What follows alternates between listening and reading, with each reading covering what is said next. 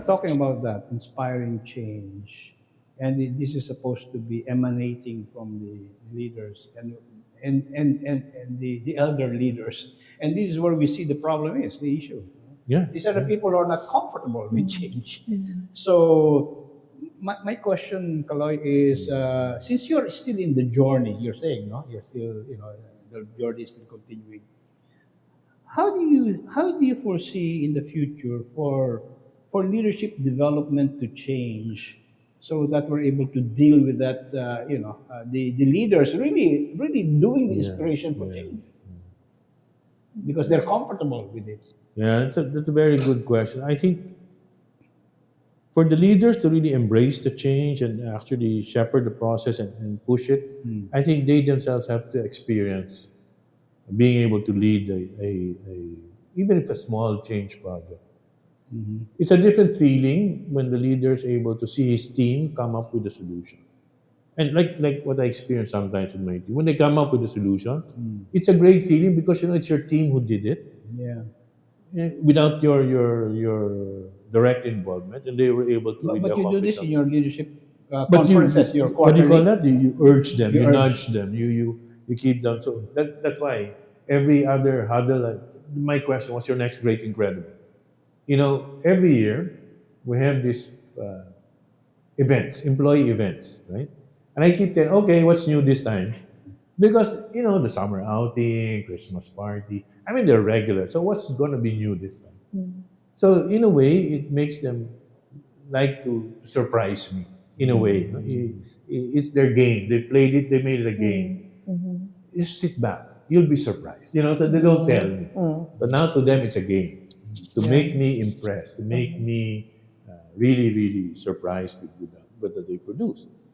And it's really a fun situation when you get into that state because then they know that their new idea is going to be just accepted for what it is. What about rewards and recognition? I mean, to support the embedding of the culture. Well, I don't know. We don't have formal reward. It's part of the performance management system, that's what we call. But I think part of and this is another innovation. They called it Buhay First Balfour points, BFF points. It's like token points that you earn. Whether you join this event or you make a suggestion, so they earn points, right? That one is an innovation to me that has triggered a lot of this recognition of your idea. And what do they get? They get, at the end of the year, they earn enough points to exchange for little items. And to them, it's a game that they play. Right, right. How many more points did you get this time around? So, Jerry, that's how they're intrinsic more than extrinsic reward. yeah. And I think that's a magic word, game, gamifying. Making it like a game. It's interesting, Makes it exciting, isn't it? It's how they pick it up, it's so quick. I guess that's part of the mindset of today. Like your example earlier about surprising you became a game. How can we surprise Kaloy? I think that's the game already that they've. And to me, it's always been a question of. Sometimes I will comment, not so good.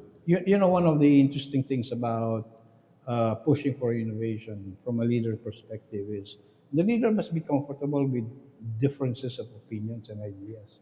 Yeah. So because sometimes we get stuck with routine and old ways, and then somebody just presents a new idea. Our natural tendency is to not to accept that. No? That's why I was saying how will the future leadership development look like so that it's more friendly to promoting innovation because we're not used to changing. Right. Organizations have been built for scaling, for business as usual, or and scaling, standardizing, making consistent, making it perfect. No tolerance for mistakes. As a matter of fact, that's why all of a sudden you say innovation. Let's have a little tolerance for that because they're trying something new. No. So how do you really? I'm beginning to think. Probably in the future, probably not now. How should that change? No? The future of I think leadership it will come about as a natural consequence of how we experience life today, right? What do I mean by that? I think there's a lot of changes, whether we like it or not. Climate change, the biggest one, right? We feel it. We can't even argue about it. Yeah. And yet we don't have the solution.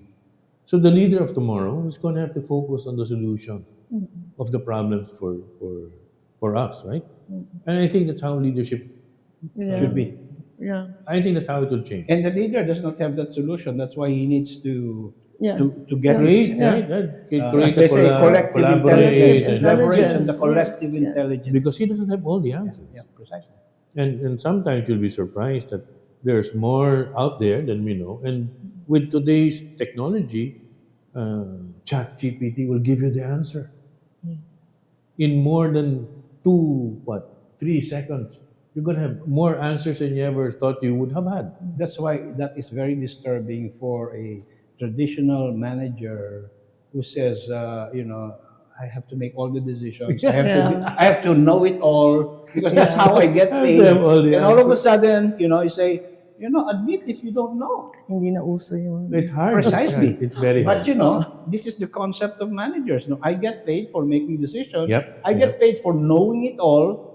And all of a sudden you're saying, I don't know it all. Yeah. And AI can make some of those decisions, and the younger ones can even make better decisions. So where's my role? Where's my place? That is a question that needs That to be is answered. that's the reality of what we sense in the older generation, the obsolescence factor. Yeah.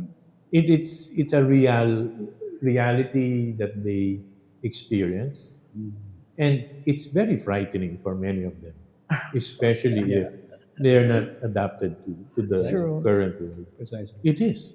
That's And a they will frequent come up with all conversation. different kinds of excuses for Yeah. not even listening to the younger generation. That's right. Yeah. It's a frequent conversation Jay and I have been having, like in my previous life, there was this phrase that we used to convey and build into our communication plans. If you're not selling, you should be helping. Diba? If you're just going to stand in the way, tumulong ka na lang. Just help out, diba? Yeah. Yeah, So- I'd hate to hear it coming from. So you ask the question, how can I help you? Stand aside. Stand aside. That's why talking about innovation, I think what we're beginning to experience now is there's a lot of radical innovation even in the way leaders lead. Right. Yeah. Radical. Yeah. Radical change. Change in the way they lead. True. Very true. Isn't it? The way Very we're true. saying. Innovation is not just technology and the job. It's even the way how we handle and manage and lead people. That kind of innovation must be, Right. must be addressed as well. And you cannot be left out. You cannot be aware of those changes. And one of the things that's probably forced many of the older generations is to really get into the innovation, to get into what's AI, get to Precisely. understand it some more. Because if you don't, you really get left out. Precisely. Yeah. You really don't know what's happening, and Yeah. you'll be surprised that they'll be, behind your back laughing at your ignorance, Precisely. simply because you chose not to. Because not all presidents are like your president. Well, Yeah. we're very lucky to have that, yeah, Open because and promoting innovation. and the one who's really you know. wanting to push Precisely. the agenda. Precisely. So he knows that the next generation are eventually going to get to that point where they will get very, very, how do you say it? Inept, they impatient with the Impatient. change because you don't give them enough leg room, you not give them enough, opportunities to show what they can do, and they would rather leave you than wait, because that's what we realized, and we've been searching for all these reasons about retention, attraction, and quite often you miss out the point that because you didn't even listen to them, you didn't even give them a chance to voice out their opinion, and sometimes that's what mattered. And until recently, when we started thinking about reasons why the millennials and the Gen Zs and the Gen Beta, I think that's the latest one, right? Gen Beta. Now Gen Beta? Now they're talking about a whole new different world. Yeah. Virtual reality is already part of their reality. I said, pwede ba yun? I think that's gonna happen. I mean, I think that's part of the things that we all have to get used to. Yeah. You That know, we Jerry, in Balfour, one of the other excellent practices that they have is this management trainee program. Diba? Yeah. So they bring in young people, mostly engineers, right, who go around all the departments. So they're training them early. I know we have this in many other organizations, but I think as early as that level, no, they're already beginning to understand what innovation is. And that's what I mean. No? You can use them as your influencers as well. Yeah. True. True. That's true. I think part of the excitement is also coming from their own energy, their own inquisitiveness. And Right. yes, they will challenge certain questions, but they want to learn more than just object. Right. No? Right. So they try to come up with the improvements. So Do you that's have a dedicated, innovation program owner? yeah, now there is a department that's Okay. created for innovation. Okay. So that's part of the planning and innovation group. And they have this program called ESIP. No? I forget what it stands for, but it's primarily responsible for gathering ideas. Yeah. For You used to call them Friday, yeah. Idea I was remember- I that's a remember that. concept before early on, but I think we've outgrown that already. Yes, yes, I remember dispersed. But that stopped Yeah. after the pandemic. Medyo no, because the management trainings became so dispersed already. This every Friday event. where Yeah, and we you- didn't want to limit it to the management training. So we Yeah, opened up the platform. That's why there's You this expanded it. there's easy programs that it's across Yeah. the whole organization. So there's a lot of initial activities. And we'd like to go to large scale now, with large scale change, which is systemic change, the digital transformation. That to me is going to be the next wave of excitement because it's really going to change the way we do. So as you take a look at the future, are you seeing more breakthrough types? Of, Yeah. I think that's I the mean, that's- preference. I think that's a preference now. I think we also need to be able to sort of channel our investment and time to those that will really have a bigger impact company wide. But we will not. We will continue to encourage the small changes. Okay. I think that's important too, Okay. especially for the simple solution type. Yeah. Okay. My last question is if there were other organizations wanting to get into an innovation culture, what would be your initial advice to them as they start a program like this, Kaloy? Having gone through that. Me, don't wait for the wave to overwhelm you. Ride the wave now. I mean, you will fall, definitely. It's okay, stand up, ride the wave again. I think if you don't do that, you just get swept away. Right. I mean, that's the simple reality of today. Get it started. You know, don't wait for any magic bullet. There's no magic bullet. Okay. And try to get people's ideas. And the sooner you get into it, the better. Because it's just so fast. It's so dizzying. I mean, it's so hard to anticipate even the next wave of change. Yes. Right.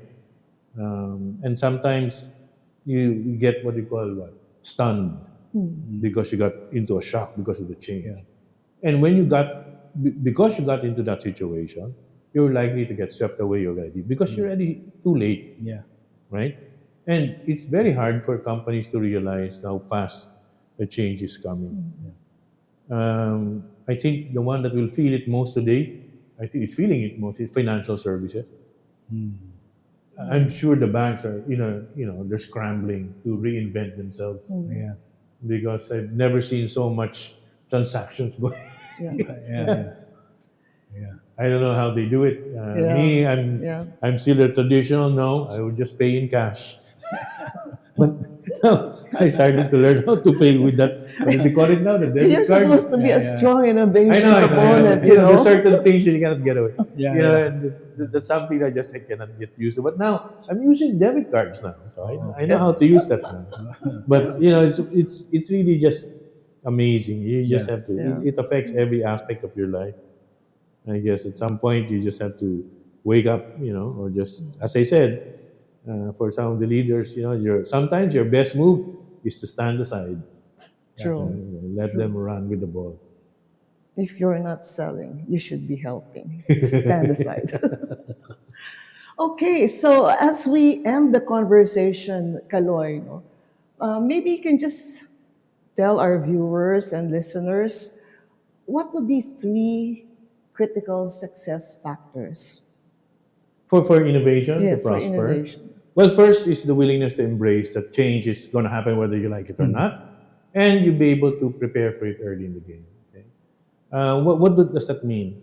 It's being attuned to what's happening to today's world, right? Do not, I guess, imagine that things will remain the same. They won't. And I think the earlier you realize that, the earlier it is easier for you and the rest of the organization to pursue change. Encourage the younger generation to voice out their ideas. I think it's important for the leaders of today to be able to create that environment within the organization where people actually work together to come out with brighter ideas, right? Give them access to different platforms that will allow them to experiment, to play, and to invent. Right? The third is to create your next generation of leaders, Yeah. right? Who will push the agenda faster. I think the reality is the solutions don't come from old minds, unfortunately. The solutions of tomorrow are going to come from the younger mind. So that's what I would tell any organization, right? Create that work environment allows for the younger minds to prosper, to really push the agenda for change in the future. Yeah. Oh, well, those are my key takeaways as well from this very, very interesting conversation, Kaloy. Jerry, as we end, are there key insights that you'd like to Well, share? this conversation has been very insightful even for me, Very insightful. especially in terms of what First Balfour has gone through and the lessons learned and how you can make it even better as you move forward. And this could be very good pieces of advice really for those who are just starting the journey of embracing innovation in their organizations. Yeah. In addition, siguro, people empowerment, very strong communication, which is what you were highlighting from the very beginning of the conversation. And still leadership.